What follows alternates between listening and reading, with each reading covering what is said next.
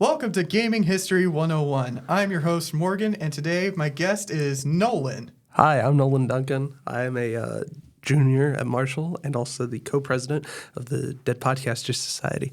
Morgan, what game are we talking about today? Today we are talking about one of Nintendo's most iconic mascots. One who is well known for eating everything in sight. That includes food, people, eldritch horrors, and eventually the universe. Kirby. Oh. I feel like when you say like eating everything, that fits so many different fictional characters. Oh, don't worry. He's only 8 inches tall. Anyway. Yeah.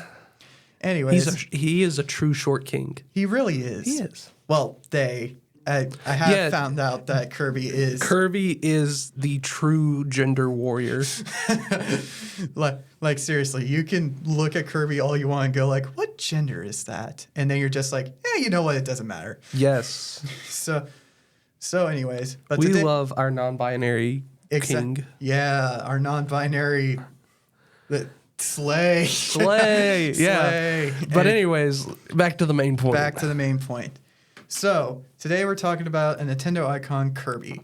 Kirby is a well-known, Nintendo icon, as he has been presented in many Nintendo games, such as Kirby's Dream Land, Kirby's Dream Land 2, Kirby's Return to Dreamland, Kirby's Return to Dreamland Deluxe. So what was the first console Kirby was on? That would be, I believe, the Game Boy. It was back in the 90s. It was like the early days of gaming. Like the 80s had just ended, and Masahiro Sakurai, the man who created Smash Bros., was pitching a meeting one day in 1990, which, by the way, he was 19 when he pitched this meeting for this lovable pink ball, and they were just like, all right, yeah, you got yourself something. Now go make it. All right. So Sakurai got to it. And in 1992, Kirby was officially released and enjoyed by all. Well, not all. Not everyone enjoys Kirby, but... Which I feel like a lot of that whole I don't like this is because it is a fairly... I wouldn't say easy, but it is considered it's a good starting series for anyone trying to get into platformers. If you're looking for a platformer to get into, Kirby is one of them, considering the fact that, he may be able to eat, but he's also able to inhale air to puff himself up like a balloon and float. Yeah, at least because most of my Kirby knowledge comes from Smash Bros. I like how, of course, because it's also his favorite, but Sakurai was able to reflect Kirby's more easier gameplay nature in the Smash Bros. Combat system by actually using Kirby to be sort of I wouldn't say an easy mode, but just an easy character to learn because, yes, Kirby games get more difficult at the end, but at the end of the day, if you are experienced with platformers, not even like the difficult ones like Jump King or Cuphead, if you are or just Shovel Knight. If you're decent at 2D platformers, you're going to be a god at Kirby. Exactly. But that's not to say Kirby's a bad game series. It's not. In fact, it being so easy and so accessible to so many is what makes it such a historic monument of gaming. Yes. So, as we all know, Kirby is a lovable pink ball who enjoys to eat a lot of things and protect their planet to the best of their abilities. Is Kirby secretly an icon for climate awareness? I honestly don't know. Probably not. I mean, considering the fact that he's able to eat both fire and ice and then just cause global warming or nuclear winter. Yeah, he's actually pro climate change. Yeah. Not to mention, he's also able to just eat a bomb and then become a bomb. So, you tell me. Anyways, but... we all know Kirby's iconic design and his well-known name, but let's just say in the past, that wasn't what he originally was. Or they were. Yeah, didn't someone explain it as the whole idea, the reason why Kirby is such a simple design, because the idea is that, it might have been in one of the games even, you draw a circle, you add 2 eyes and a mouth, and you have a friend. And that's exactly. Kirby? Yeah. So originally, when he was still in the designing process... when they were still in the designing process, first and foremost, they didn't have a name. So Sakurai's stand-in name was kind of a mouthful one. Po Po Po. If I remember correctly, they landed on Kirby because after the lawyer Jack Kirby, who had John Kirby, who had just recently at that time won a major court case for Nintendo. Wasn't it the one about the baseball game that not reflecting?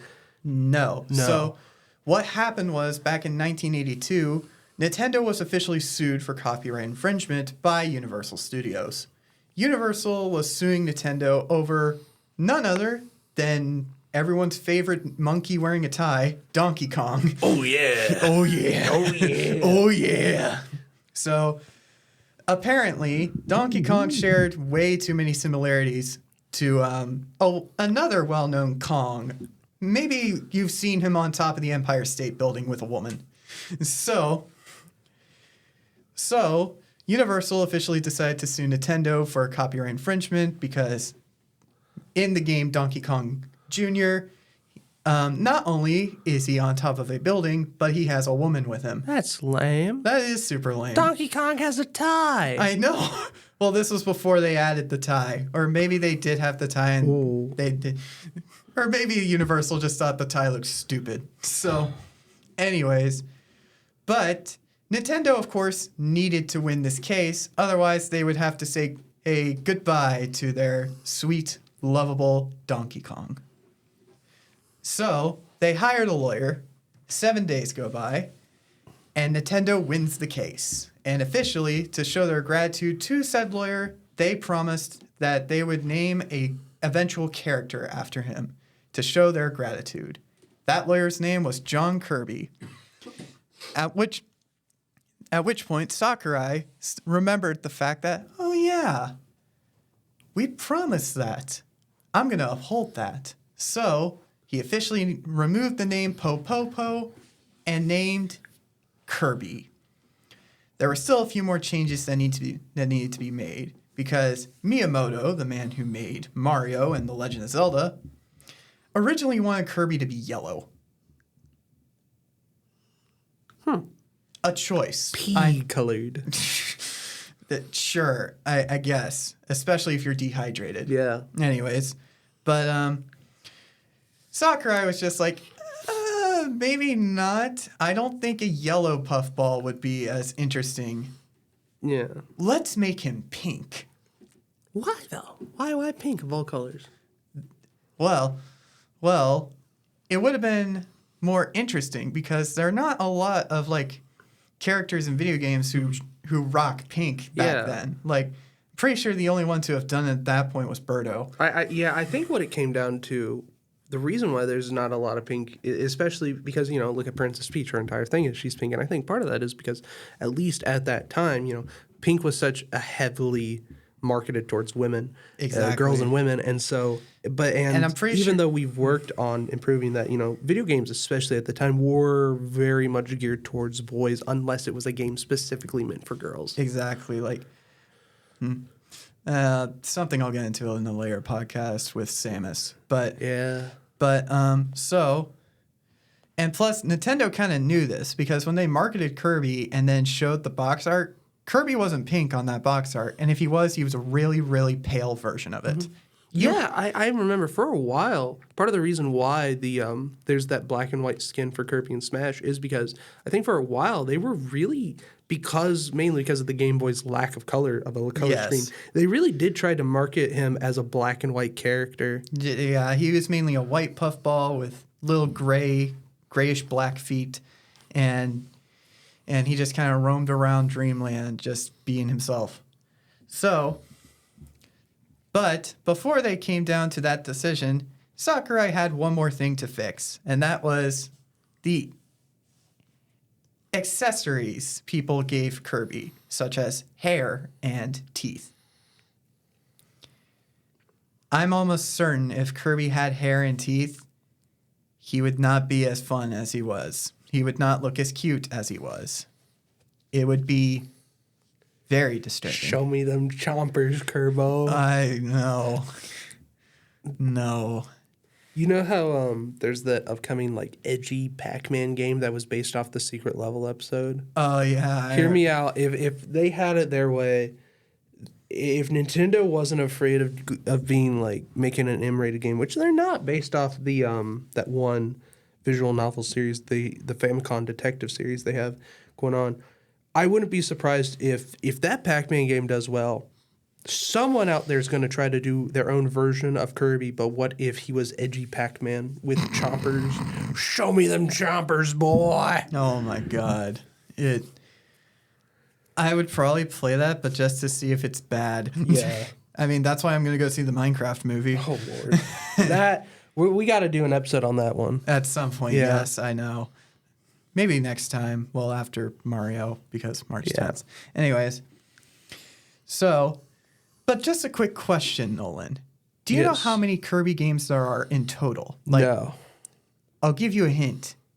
It is not above 40, but it is not below 30. 34. Close, 39. Oh. They were close to 40, and I'm almost certain they're going to get to 40 in the Yeah, next they're just year. one away. Yeah. Kirby's 40th game, everyone. Congratulations. 40 is a big number to celebrate. It is. Yeah. I will say Kirby is definitely one of the more fun Nintendo mascots, whereas Mario is, well, a plumber who somehow ended up in this magical world with a princess, along with his brother. And Link is more serious and stoic. And then there's Kirby, who just likes to eat things. Now, overall, the Kirby games are quite enjoyable. I've enjoyed quite a few myself. I've played Return to Dreamland. I played Superstar Ultra. I played Kirby 64. I never beat it, though. I played Forgotten Land, and that one marked a special occasion in Kirby history. You know what I mean by that? What? So, as you know, for the longest time, Kirby was known as a 2D platformer. Forgotten Land was Nintendo's first attempt at making Kirby fully a 3D adventure, a 3D platformer. And it was very successful. Like, the gameplay was fun, the environments were great. And let's not forget, Kirby's most iconic ability, the copy ability, where he eats someone whole and then copies the ability to do what they do. Such as wield a sword, or wield a magical staff, or my personal favorite ever since Forgotten Realm, wield a gun. Forgotten Land was the most recent one, right? Um, Or was that Forbidden Land? Hold up. Just gonna do like a quick check. Yeah, because, like this was... I'm pretty sure it was called Forbidden Land. All right, so the most recent Kirby game was actually a remake of Kirby's Return to Dreamland. Oh, yeah, that one. Yeah, that exists. Kirby's Return to Dreamland Deluxe. Oh, and it is called Forgotten Land. Yeah. Trust me, I actually played it, buddy. Okay, yeah, for context, I have only played Star Allies and a little bit of the originals on the Switch version, but I've been meaning to get Forgotten Land. I swear, this is, okay, I feel like I get gaslit every once in a while with my favorite medias. I swear it was called Forbidden Land. I don't know why, but... Yeah, go back to Xenoblade, buddy. We can talk about that in another episode. Another episode. But I am surprised they waited this long to take him 3D with how quick they were to make Mario 3D. Well, so originally they were going to make Kirby 3D back in like 2010 or something. Yeah. Like they had like a brief little spin-off game where Kirby had a little 3D adventure. But then when the mainline game came around, he went back to 2D. Alongside his most iconic companions, such as Bandana Wallaby. This way you don't confuse him with the other Wallabies because he has a blue bandana on and holds a spear. Meta Knight, a.k.a. Nintendo's way of saying, hey, we can do Zoro too, but with bat wings and not a rapier. Instead, a sword with spikes on it. And King Quite DDD. edgy. Yeah, oh, it is quite edgy. And King DDD. Yeah, DDD. Yeah. Big man. Woo. Yeah. He's well known for stealing food across Popstar. And of course, who could forget his most heinous crime? becoming macho. This is going to be a hot take. I think Meta Knight's overrated. Really? I do not mind him, but I think he's a cool character. But okay, I take it back. Like the actual Meta Knight you see in the games, I love. Heck, I love the terminal montage variant of Meta Knight because it's just like Meta Knight, but just a little goofier. He's overtly serious, which is part of the gag in terminal montage videos. But every time I hear people talk about Meta Knight, it's like what I find overrated is the version of Meta Knight a lot of people have in their heads, where it's like it's just this like overly edgy guy, and it's like no, shut up. Meta Knight is cool, but Meta Knight is not as cool as people think he is. He isn't he like barely in most of the game. Like the games he does appear in, he's barely in them. Well, not exactly. The games he is involved in them, but most of the time it's as a boss fight, and then as soon as you beat him as a boss fight, he then becomes a companion. Yeah. So this way he can be a part of the games, but not fully. So technically yes, but also no. Well, yes, but actually no. Yeah. But, So but it's like every time I hear people talk about Meta Knight, they're like, oh, he's so cool. And it's like, you just like him because he looks edgy. He's like the only edgy thing in the Kirby universe that isn't an eldritch horror. Yeah, such as a giant flying eyeball that bleeds. Oh, but, okay, I mentioned earlier, my favorite version of Kirby will always be the terminal montage version of Kirby. I'm going to say it. I like Christian Kirby. I think it is the dumbest gag. It makes the least amount of sense for Kirby, of all characters, to be like, just like a preacher going around Dreamland, but I think it is perfect. Oh, you mean Kirbo? Yes, Kirbo. Oh my God, I love Kirbo. Kirbo is peak humor. Yeah, it's pretty hilarious. Then again, one of the most adorable things I watch during the holidays is, of course, Kirbo's Christmas. Yes. Oh my God, I love it when it's like just the whole episode. He's just like going like saying Poyo in the most brain dead voice, and then just he'll slap an enemy, and just like the text to speech, just like voice reading scripture, and then you just see. I still remember the episode where like it cuts to Kirby baptizing the eye in water.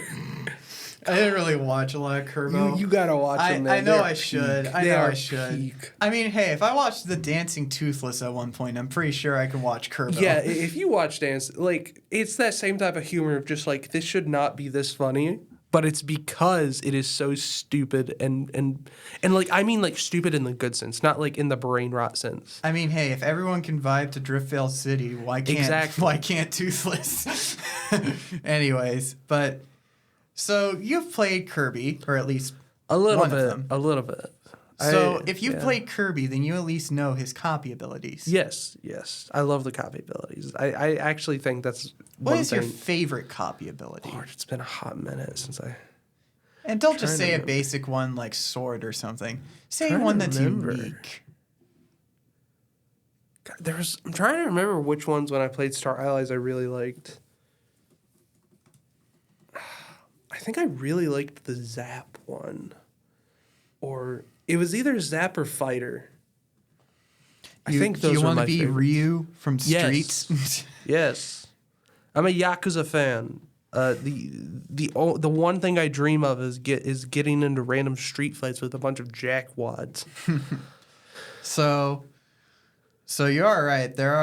There is a zap ability, Yeah. Oh, what I'm remembering is that. but it's not. I don't think it's called zap. I think it's Yeah. called plasma. Yeah. What I'm remembering is the fact that there was like that the elemental abilities could be grabbed individually, but they could also be applied to other weapons.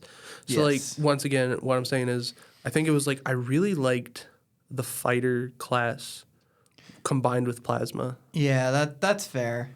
I mean, so when you think about it, like it's clear that every single time Kirby copies an opponent, he not only like puts on a funny little hat, but it's also clear that hat as well as some of their moves will be Yeah. replicated from other video games. My favorite expanded Kirby copy abilities, including the Smash Bros. Ones, Joker from Persona 5. Just Simply when he because puts on a little mask well, yes, And I then think just it's has a adorable. Gun. gun. It's just the gun, just like for his neutral special. He holds a gun. that is a pretty wild one. he just Kirby. But Kirby be packing. But who could forget? Who could forget the cook ability, Oh yes. where Kirby literally grabs a pot and then forcefully grabs everyone in the vicinity, puts them in said pot, and makes them into a stew. And doesn't he heal with that? Yeah, He that's does. a pretty good one. It's a pretty good one, but as long as you don't think about how morbid he is, he just cooked a bunch of things into a soup. There is an alternate. There's an alternate universe where I want the Kirby cooking game spinoff. Make it like Cooking Mama, but just Kirby themed. Where is my like, Kirby cooking game, Nintendo? Just like Cooking Mama, but Yes. with Kirby. Instead of making like a bunch of well-known dishes, you're making dishes out of Kirby enemies. Not even that. Like and like Waddle do it like Dee soup. Let's just. well, like for example, Cooking Mama teaches you how to cook. Well, somewhat. Well, just it teaches you fundamentals of cooking. Yeah, do that with it. You know, like make a bunch of like fake dishes and like just like always have like little cheeky text boxes where it's like you'll use an item from the Kirby series that just like is like in like a little parentheses references what the equivalent would be IRL. Yeah. Not to mention, Kirby also has a well-known ability. He's got a hammer. Yeah, he's got hammer. He's got sword. He's got fighter. But in Forgotten Land, we have one of the funniest. Big swallow. So in Forgotten Land, Kirby is able to upgrade his copy abilities to make them stronger or funnier. And one of his abilities that got into the game and got an upgrade was called Crash. Crash is the one where he eats an enemy and becomes a nuclear bomb. Really? Yes. However, during that, Kirby's upgraded version of Crash is known as Time Crash. What? And it makes the very obvious reference when it comes to time manipulation. Is this like a Chrono Trigger reference? Or? No. It's I've an anime reference. JoJo's Bizarre. Yeah, there you go. It's always the JoJo reference. It's the JoJo reference. Listen, man, when it comes to references, it's either going to be a JoJo's reference or a Tokusatsu reference. Yeah, there is no other reference. Like you're either gonna see the menacing symbol, you're gonna see like one guy walking up to another, or you're gonna hear the like sound effect for when time stops. I want to know if someone modded their copy to have Kirby just like talk, just like dubbed over with Dio's voice. Someone did that. Hole. Let's not forget, Kirby's also wielded a whip, but yeah, he also had. And fun fact, Kirby gets a little freaky sometimes, you know. I mean, don't shame the man. I'm not shaming. So let's also not forget, Kirby's been around since '92. It took him almost 20 years to learn how to manipulate water like a waterbender. This is a well-known fact, as he didn't get the copy ability for water until 2011 with Kirby's Return to Dreamland. Huh. It was only then when he was able to become a well-known waterbender alongside Korra and Katara. Interesting. However, as fun as Kirby is, they of course have minor flaws. Like nothing is perfect. We all know this. If everything was perfect, everything would suck. Yeah. Everything would be less enjoyable. Like if video game glitches weren't a thing, I wouldn't get half the enjoyment out of games I get now. Like seriously, with Pokemon being made out of Scotch tape and glue, yeah, I like the first one mainly. I don't think I would have thought it was as funny as it is now. So, yeah, I'm a huge Pokemon fan, but I'm one of the few people that will defend Scarlet and Violet, but at the same time, I like Scarlet and Violet. Yeah, like it's a great game. It's just it's very clear that it's held together by Scotch tape, and it's once again, I will defend Scarlet and Violet. I think they're better than Sword and Shield. Oh, 100%. Sword and Shield wasn't bad development wise. It wasn't. It was just boring. Yeah. It was boring, and everything new they tried to do just wasn't interesting. Yeah, Whereas with Scarlet and Violet, it was like, plus Dynamaxing was stupid. I actually thought Dynamax was cool. I But that, wasn't a you know fan. what? We're putting a pin in that. I say we have a special episode for around the time, depending on if Z3A releases before the end of this year, or you know what? We'll save that for another episode. Yeah. Back to Kirby. Yep. Let's not forget Kirby's also a terrible singer. Yeah, I like the pink one. I like the pink boy. The pink puff The ball pink of destruction. ball. The ball. Who will one day be well known for Popstar's inevitable heat death of the universe. In the end, we all die by suckage from the Kirbo. I mean, hey, it's either one pink well-known ball of destruction or the other, and I'm not gonna let Majin Buu be the one to kill me. Yeah. I'll let Kirby destroy me. Thank you. Exactly. I don't even like Dragon Ball. I've been meaning to watch it. Look. No offense to anyone who likes Dragon Ball. I mean, like what you want to like. It's just not for me.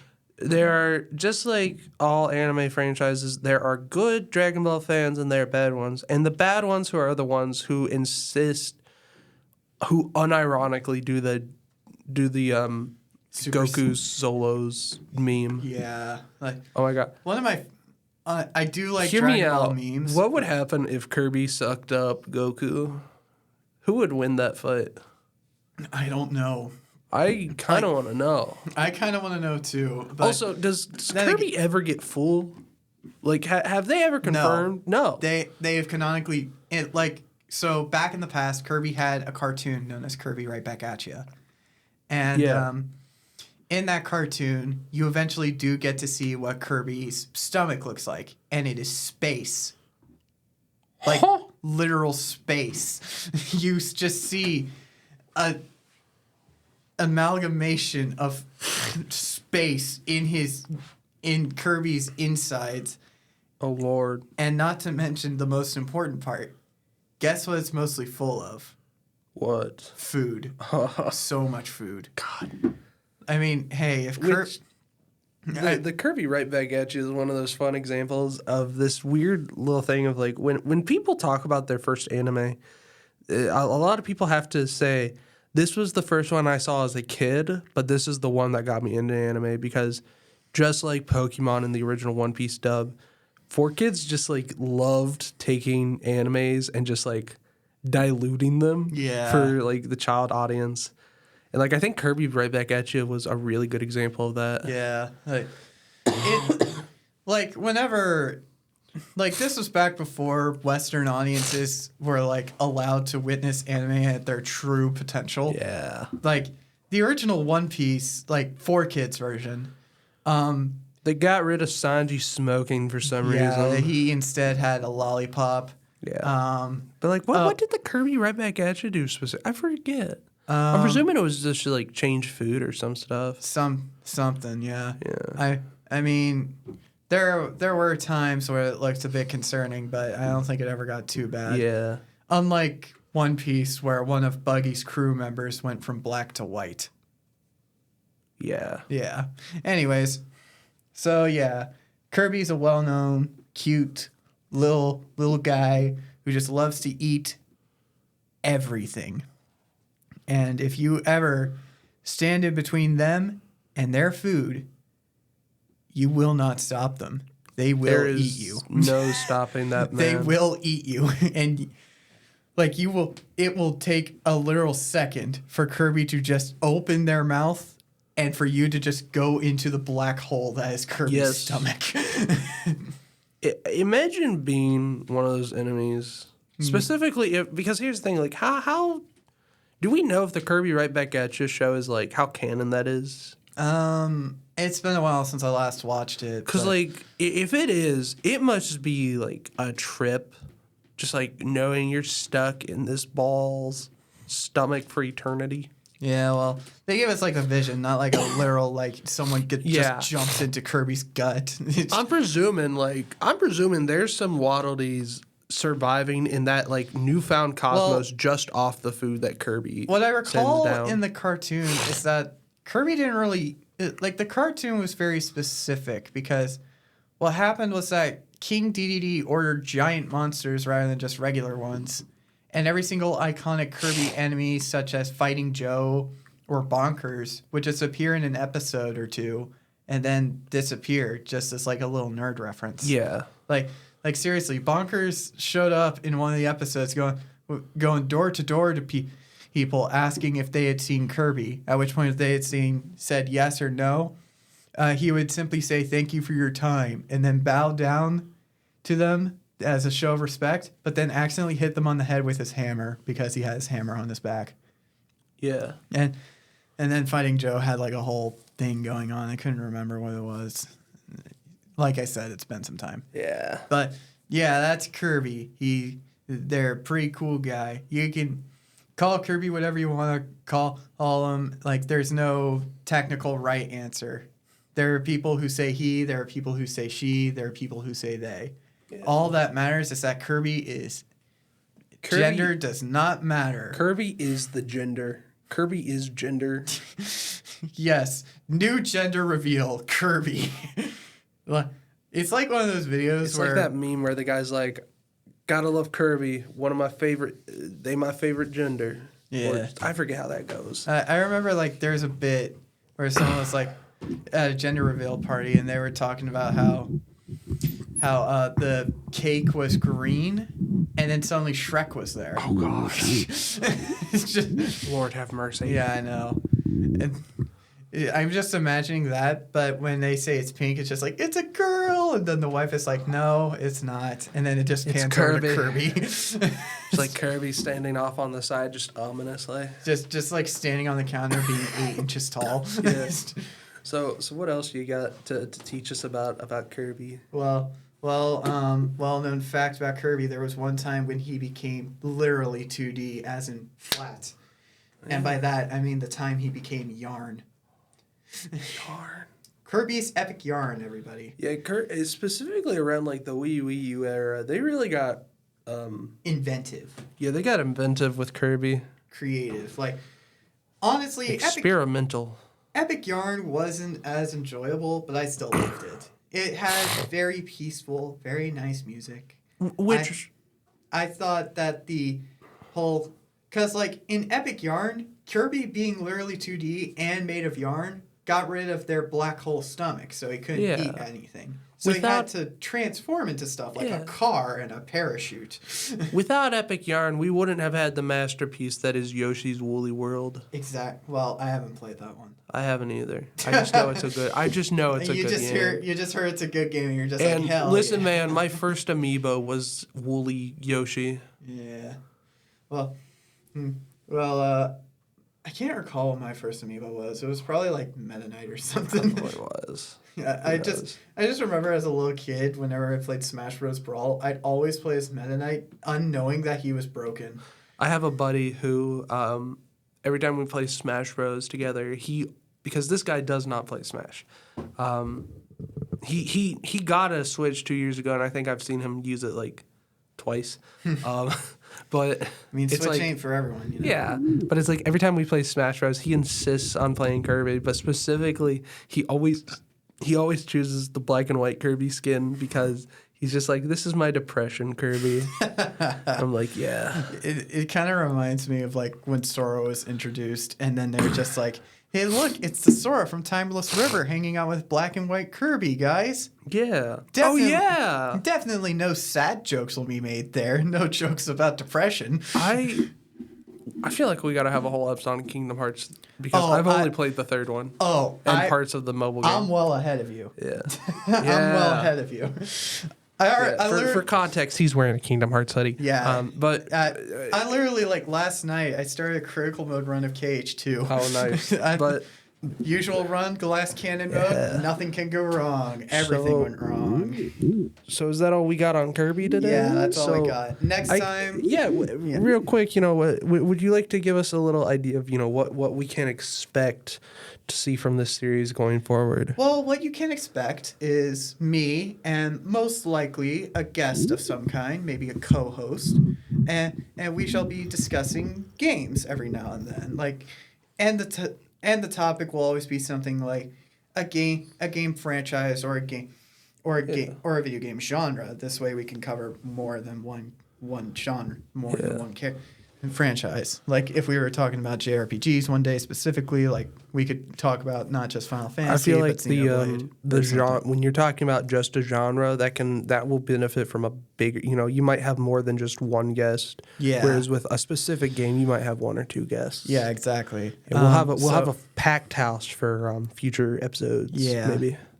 So you can expect talks about about more iconic video games, maybe lesser known ones. Pretty sure one day I plan to do a podcast just on miscellaneous games I've played in my life. Yeah. Don't worry, I'll make him do a Yakuza episode for all you Yakuza fans out there. I have never played Yakuza. Yeah, but I played it. Be leading that one. Yeah. Listen, man, you can always have a substitute teacher. Yeah, that's true. This is called Gaming History 101. Exactly. So what can fans look forward to for next episode? Next episode, we will be going. Since next month is March, and as we all know, at the time of this recording, yes. But as we all know, March 10th looks a lot like another well-known Nintendo character. I wonder who. Maybe some red, fat Italian plumber who loves spaghetti and loves witnessing his girlfriend get kidnapped by a sentient turtle. So no love for Luigi from this man. Don't worry. Well, I actually like Luigi more than Mario anyway. Yes. Because just like Luigi, I have a permanent L on my forehead. Yeah. So we can look forward to a Mario Day episode. That was a joke. Anyways, so it's an obvious joke and I love to make it. Yeah. But you can look forward to Mario next time. And we will be going over a lot with that one, such as the way it started, where it is now, and of course the many and more popular spin-offs like Mario Party and Mario Kart. Yeah. I mean, if you just hop on Twitch one day, you're not just going to find someone playing Super Mario World just because. No, they're either doing it for a speed run or something. But nowadays, whenever you're watching people have fun on Twitch, they're normally playing Mario Kart or Mario Party. So, teacher, is class dismissed? Yes. All right. Have a good day, everyone.